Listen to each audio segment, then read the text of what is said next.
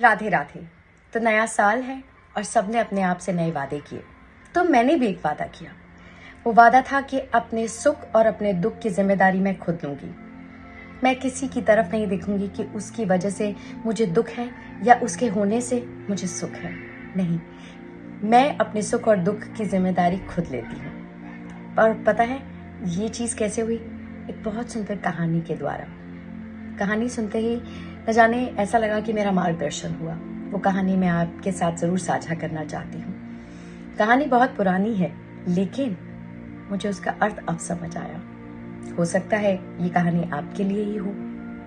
एक बात ज़रूर कहूँगी, कहानी सुनने के बाद में ये एहसास ज़रूर होगा कि आप किसी को भी अपने इर्द गिर्द ना, अब आप अपनी मदद के लिए या अपने खुश रहने के लिए किसी को नहीं देखेंगे। खुशी सिर्फ हमारे अंदर है, महसूस करने की बात है। और दुख, वो दुख एक पल का है। कैसे निकलता है वो आज की कहानी में छुपा है। तो कहानी सुननी तो बनती है, तो कहानी शुरू करूं? तो होता यह एक बहुत बड़ा खेत है और खेत के बीचों बीच एक बहुत विशाल पेड़ है। उस पेड़ पे चिड़िया ने अपने बच्चों के साथ में घर बना रखा है। अब एक शाम चिड़िया वापस आती है और देखते हैं उसके बच्चे रो रहे हैं। पूछती है कि क्या हुआ, रो क्यों रहे हो?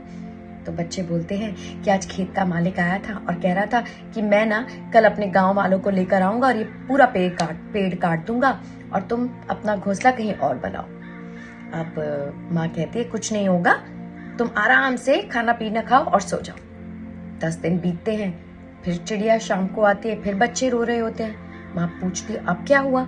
वो कहते हैं कि आज फिर दोबारा से खेत का मालिक आया, कह रहा था कि गांव वाले तो बिल्कुल ही बेकार हैं, कल मैं ना अपने रिश्तेदारों को लेकर आऊंगा और ये ना पूरा पेड़ काट दूंगा, अपना घोंसला कहीं और बनाओ। माँ मुस्कुराती है और कहती है कुछ नहीं होगा, तुम आराम से खाओ पियो, आराम करो।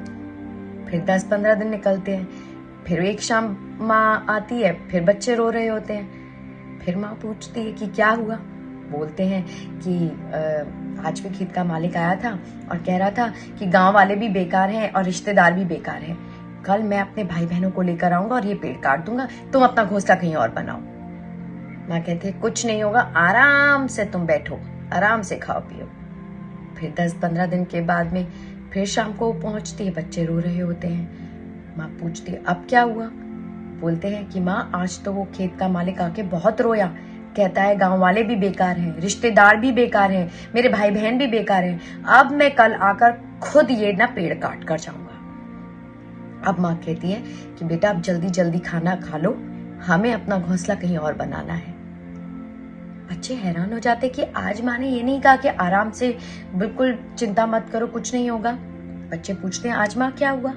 तो माँ कहती है कि जब वो खेत का मालिक रिश्तेदारों को, भाई बहनों को और गांव वालों की तरफ देख रहा था कि वो आकर उसकी मदद करेंगे, तब तक वो निर्भर था।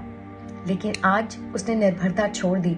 अब उसने सोच लिया कि कोई मदद करने नहीं आएगा, मुझे ये पेड़ खुद काटना है, तो अब उसे कोई नहीं रोक पाएगा, इसलिए हम अपना घोंसला कहीं और बनाएंगे। कहानी का ज्ञान भी यही कहता है, जब तक हम किसी भी काम के लिए लोगों की तरफ देखते हैं कि कोई हमारी मदद कर देगा, कोई रिश्तेदार मदद कर देगा, कोई भाई बहन आ जाएगा, कोई दोस्त यार मदद कर देगा, तब तक हम निर्भर रहते हैं, हम अपनी बुद्धि चलाते ही नहीं।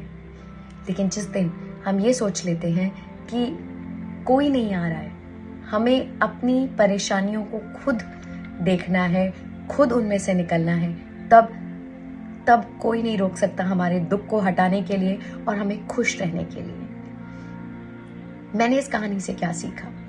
मैंने इस कहानी से सिर्फ यही सीखा कि जब हम खुशियों के लिए किसी का इंतजार करते हैं कि कोई हमें खुशी दे देगा, किसी का साथ, किसी का प्यार या कुछ भी इस तरीके से, तब हम अपने आप को कमजोर महसूस कराते हैं, क्योंकि खुशियां हमारे अंदर है, किसी के होने या ना होने से नहीं होती है। खैर, ये तो मेरी बात थी। आपको ये कहानी कैसी लगी?